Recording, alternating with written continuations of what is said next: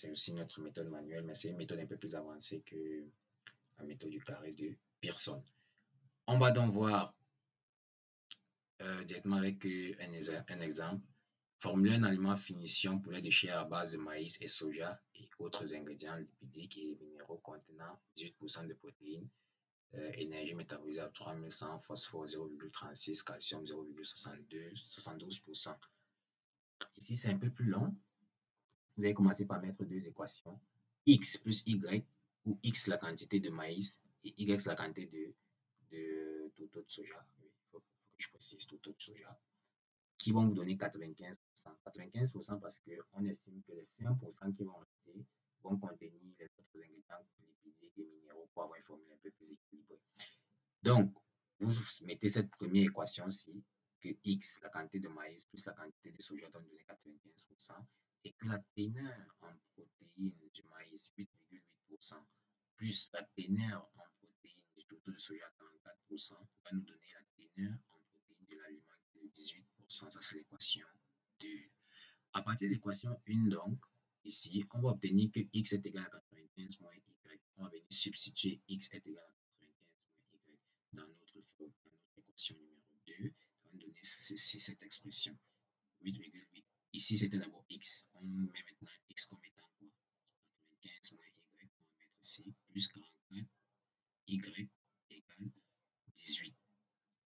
On ouvre donc notre expression. On associe. On multiplie ça par ça. On multiplie ça par ça qui va nous donner 87,5.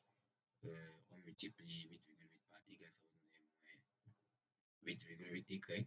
Bref, c'est juste la mathématique. Hein. Et puis on continue. On a donc ici, là, il y a une petite erreur. Et à ce niveau, ça donne plutôt 836 moins 35,2 Y égale 18. On va envoyer cette valeur-ci de l'autre côté. Bon, on va mettre Y de son côté, c'est vraiment la mathématique. Je pense qu'on connaît suffisamment cette mathématique-ci, mais je prends le temps d'expliquer vraiment.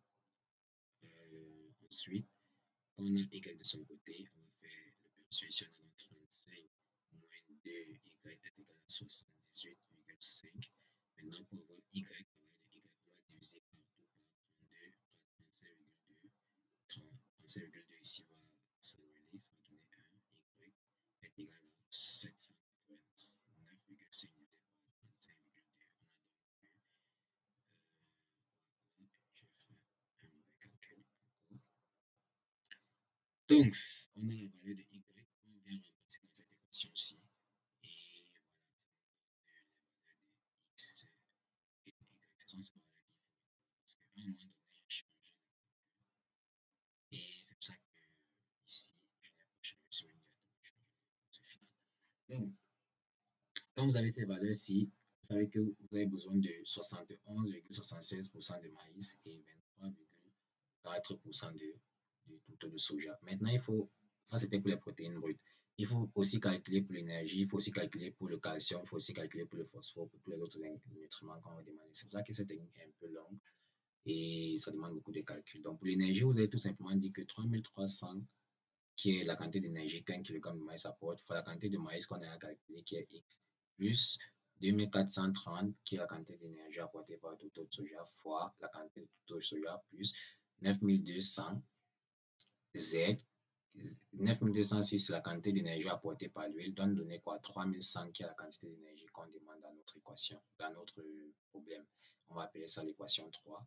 On a déjà X et Y. On va remplacer X et Y dans cette équation-ci, comme vous voyez ici.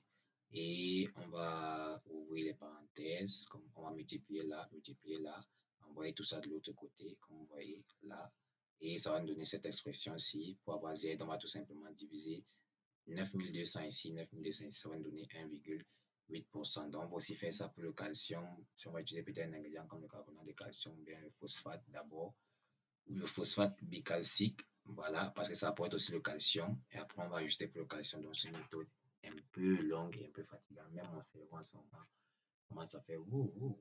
Donc, voilà. Mais si vous n'avez pas d'ordinateur, si vous n'avez pas de téléphone, vous pouvez déjà commencer à utiliser ça pour avoir une formule assez correcte. Vous allez seulement faire quelques calculs là, mais voilà, vous pouvez utiliser ça. Bon, là, c'est la technique des équations simultanées. Ensuite, on va passer à F, A, qui est la formulation automatique. Voilà, ici, bon, on va utiliser le logiciel de formulation. Il y a des logiciels gratuits, des logiciels payants, des logiciels automatisés, des logiciels aussi manuels. Donc, je vais essayer de montrer un peu pour que chacun puisse trouver son compte. Et je vais vous envoyer tous ces logiciels gratuits, sauf le logiciel payant, parce que le logiciel payant Optifit Formulator que je vais vous présenter, c'est comme je l'ai dit, ma propre conception. Du coup, c'est un travail de plus de 2 ans qui, on le sait très bien, tout travail mérite un salaire. Donc, je vais vous envoyer tous les logiciels gratuits. Je vais vous montrer vraiment en toute transparence comment les utiliser, les avantages et les inconvénients de chacun. Et après ça, je vais vous présenter l'offre. Donc, je vais d'abord mettre pause ici pour aller dans les logiciels et vous présenter leur utilisation. Après, on va conclure sur la fabrication de l'aliment et faire un bref résumé. Et après, pour ceux qui vont tenir jusqu'à la fin, donc après les vidéos d'utilisation des logiciels, comment est-ce que vous allez utiliser les logiciels, je vais donc faire l'offre pour ceux qui vont vouloir aller plus loin, aller plus en détail, pour qu'on crée ensemble les formules, on fasse un suivi de leur alimentation et tout, je vais faire l'offre et on va pouvoir continuer à travailler ensemble. Donc, je mets pause pour l'instant et on se dit à tout de suite pour les 3 vidéos explicatives que je vais faire.